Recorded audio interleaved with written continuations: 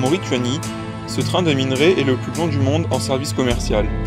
Construit en 1963, il traverse le pays sur plus de 700 km en longeant la frontière avec le Sahara occidental, pays dans lequel la ligne passe sur 5 km suite à la fermeture du tunnel de l'ancien tracé.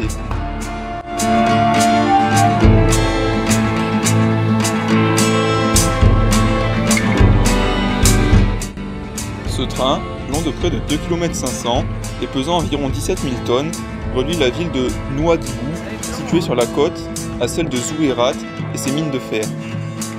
La plupart des trains qui y circulent ont une vocation marchande et amènent le minerai de fer sur la côte dans le sens est-ouest de la ligne. Cependant, une rame touristique est parfois mise en service, composée d'une voiture type V2L ainsi que d'une ou plusieurs du type UIC. Cette liaison voyageurs est effective sur la section Choum-Zouérate, ce qui représente un tiers du tracé total. Aussi, il arrive que des voitures voyageurs soient attelées au train de minerai.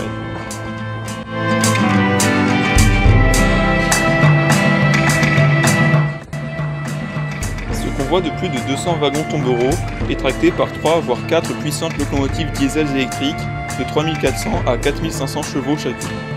La voie, elle, qui est à écartement standard, subit les assauts répétés du sable qu'il faut régulièrement évacuer à la pelle.